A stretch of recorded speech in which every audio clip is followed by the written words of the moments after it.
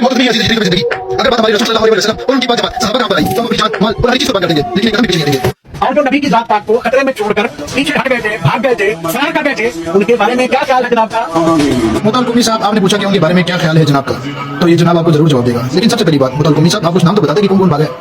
2 number की मोहब्बत में गिरफ्तार जाहिल मुरक्कब बेकार फनकार, तुम 2 नंबरी झूठ फ्रेब की उस मंजिल पे फाइल हो कि तुम ये जुर्रत ही नहीं कर सके कि तुम कहो कि कोई नहीं भागा था, बल्कि तुमने तो तस्दीक की कि हाँ भागे थे, और फिर कुरान से आयत दिखाई कि अल्लाह ने उनको माफ किया था। यानी ये साबित हुआ जंग से भागना इतना बड़ा जुर्म है कि अल्लाह माफ ना करे तो माफी नहीं मिलती। याद रखो, भागने की माफी मिली थी 1 दफा, और जो तुम्हारे प्यारे हैं वो भागे कई दफा।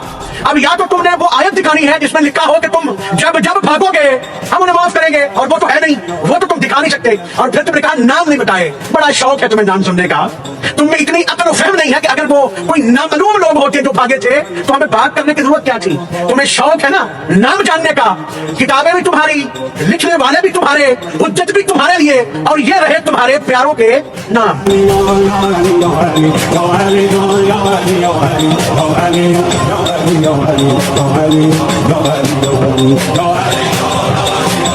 और याद रखो, जो जमीन पे टका रहे, कर्रार रहे, गैर फर्रार रहे, जमीन हिले तो हिले, आसमान फटे तो फटे, वो न हिले, उसे कहते हैं जमीन पर चिपका होना।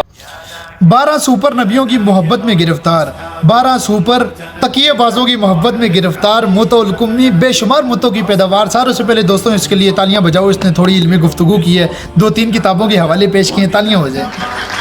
हाँ, तो मुतउल कुम्मी साहब बहुत बहुत मुबारक हो। वैसे बहुत ही बगैरत किस्म के आप इंसान हो, जब भी बैठो टट्टी भी बैठो। शिया मज़हब भी यकीन करो दोस्तों ऐसा है कि जब भी बैठता है तो टट्टी के ऊपर बैठता है, कचरे के ऊपर भी बैठेगा तो कचरे के ऊपर कोई टट्टी देखेगा जिसके ऊपर शिया मज़हब जाके बैठेगा। इसी तरह जब भी शिया कोई रिवायात पेश करेगा बगैर किसी सनद की और मरदूद किस्म की रिवायत आपके सामने पेश करेगा, कचरा पेश करेगा, क्योंकि शिया मज़हब में टोटल पाया ही कचरा जाता है। शिया मज़हब की जो बुनियाद है वो भी टोटल कचरे के ऊपर है, टोटल टट्टी के ऊपर है।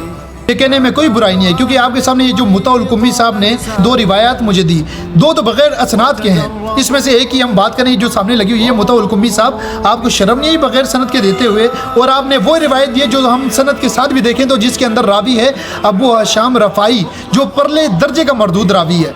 मुतउल कुम्मी साहब वो आपका कचरा मज़हब है जिसमें ये कचरा रावियों से असनाद कबूल की जाती हैं, हमारी तरफ मोतबर असनाद देखी जाती हैं। मुतउल कुम्मी साहब मोतबर असनाद, हमारा इस्लाम है, कोई कचरा मज़हब नहीं है कि इधर कोई भी मरदूद रावी आएगा, कोई भी चंगड़ मुसल्ली आएगा उसके हम रिवायात कबूल कर लेंगे। मुतउल कुम्मी आपको पता होना चाहिए जिस टाइम मुफस्सिर किसी आयत की तफसीर लाता है तो उस आयत की तफसीर में जितनी भी रिवायात होती हैं वो तमाम लेके आता है, वो तमाम लेके आता है। वो ये नहीं देखता कि ये ज़ईफ़ है, ये मरदूद है या ये कैसी है। आपने अगर ये मुझे रिवायत पेश करनी थी तो सही सनद के साथ पेश करते। आपके बकौल जो सही सनद थी किसी मरदूद रावी की तरफ से आ रही थी, वो उठा के मैं बत्ती बना के अबू हशाम रफ़ाई की वहाँ पे तुनता जहाँ पे आपका वो कुरान चोर, जिस गार के अंदर कुरान चोर ने पना ली थी। मुतउल कुम्मी साहब उस रावी ने भी दोबारा नहीं निकलना था। और आपने ये जो दूसरी मुझे पेश की ये भी बगैर सनद के। मुतउल कुम्मी साहब मैंने आपको बताया है, मुतउल कुम्मी साहब हमारे मज़हब में बगैर सनद के रिवायात नहीं ली जाती, हमारे मज़हब में असनाद देखी जाती है मोतबर। कचरा मज़हब नहीं है, शिया मज़हब नहीं है हमारा मुतउल कुम्मी साहब कि किसी भी भंगी पोडरी बगैर असनाद के बगैर सनद के हम रिवायत उठाकर अपने ऊपर हुज्जत बना लेंगे। मुतउल कुम्मी साहब ये जो आपने तीसरी हम मुझे दी सही बुखारी 4322, इसके अंदर क्या इतराज़ है मुतउल कुम्मी साहब? इसके अंदर लिखा हुआ है कि वो भागे और रसूल सल्लल्लाहु अलैहि वसल्लम के पास जमा हो गए। मुतउल कुम्मी साहब थोड़ा दिमाग से काम लें, आपने थोड़ी बहुत इल्मी गुफ्तगू की लेकिन कर दी टट्टी। नहायत ही अफसोस की बात है मुतउल कुम्मी साहब। इसके अंदर ये लिखा हुआ है वो जंग का मैदान छोड़कर भागे, वो जंग से भागे। कहाँ भी लिखा हुआ है मुतउल कुम्मी साहब कि वो मैदान छोड़कर भागे? वो तो रसूल सल्लल्लाहु अलैहि वसल्लम के पास जमा हो गए।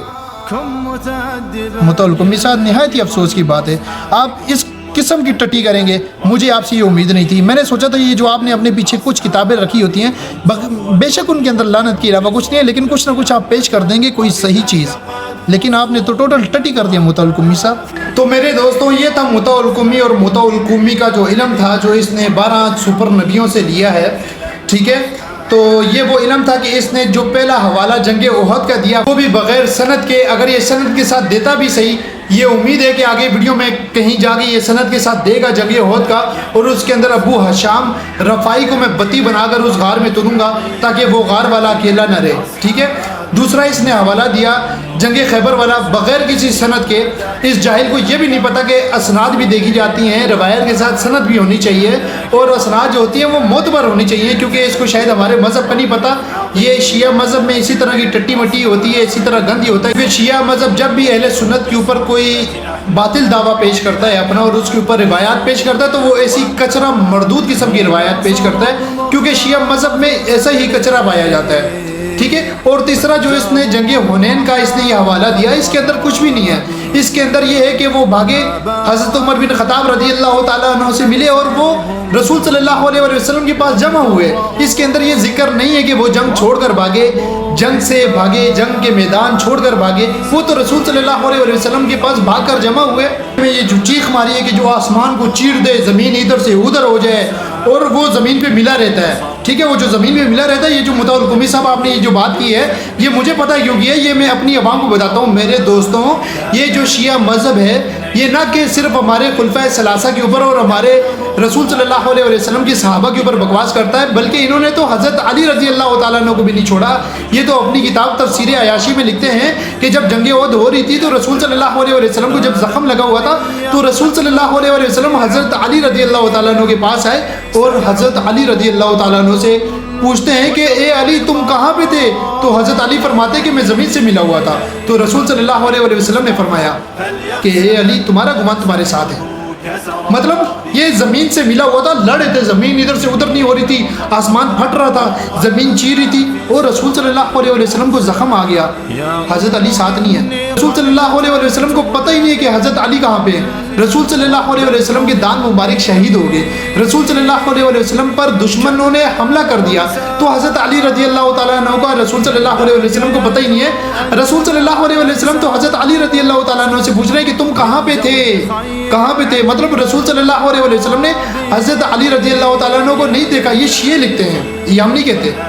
ہم تو نہیں کہتے کہ ہم تو کہتے ہیں کہ حضرت علی رضی اللہ تعالیٰ عنہ تو بہادری کے ساتھ لڑے تھے. مطاع القمی صاحب ہمارے پاس صحیح اسناد کے ساتھ روایات موجود ہیں. صحیح بخاری 4043, صحیح بخاری 3039 ہمارے پاس موجود ہے کہ جس میں لکھا ہوا ہے کہ حضرت ابو بکر صدیق حضرت عمر بن خطاب رضی اللہ تعالیٰ عنہ آخری دم تک رسول صلی اللہ علیہ وسلم کے ساتھ جنگ احد میں ثابت قدم رہے.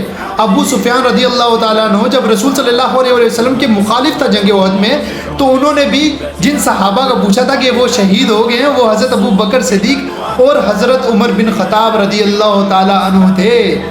انہوں نے اور کسی صحابہ کا نہیں پوچھا, کیونکہ ان کو بھی پتا تھا رسول صلی اللہ علیہ وسلم کے ساتھ جو روشن ستارے ہیں وہ حضرت ابو بکر صدیق اور عمر بن خطاب ہیں, اور وہ ہمارے ہیں. ہمیں اس بات پہ فخر ہے. مطاع القمی صاحب جاتے جاتے میرے 3 سوال, امید کرتا ہوں آپ ان کا جواب دیں گے ذاکر اور باقر کی کہانیوں سے ہٹ کے.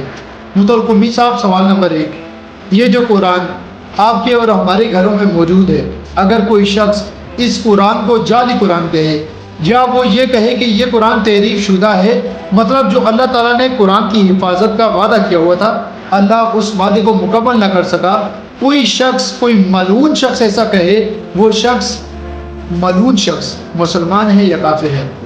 سوال نمبر 2, آپ کے 12 امام, مطاع القمی صاحب آپ کے 12 امام اس قرآن کو اصلی قرآن کہتے تھے یا تحریف شدہ کہتے تھے؟ مطاع القمی صاحب سوال نمبر 3, آپ کے 12ویں امام کے پاس کون سا قرآن ہے؟ کیا وہ اسی اصلی قرآن کی کاپی ہے یا وہ کوئی الگ قرآن ہے؟ مطاع القمی صاحب امید کرتا ہوں آپ ان سوالوں کو جواب دیں گے اور حوالوں کے ساتھ جواب دیں گے کہانیوں سے ہٹ کے. بہت بہت شکریہ مطاع القمی صاحب, اللہ پاک آپ کو ہدایت دے. اگر آپ ہدایت کے قابل ہیں تو مطاع القمی صاحب, باقی اللہ پاک پھر آپ کو آمین ثم آمین. اللہ حافظ, بہت بہت شکریہ.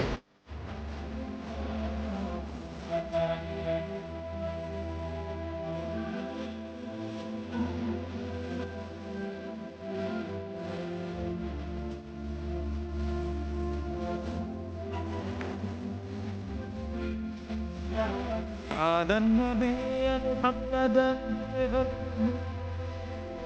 سيعمه ذل وشر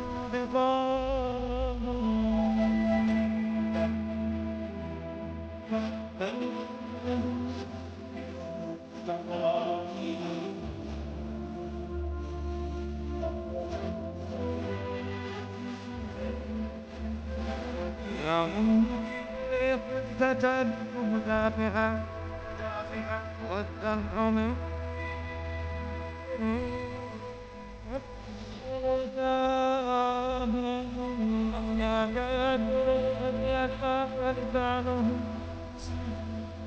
لو تطعن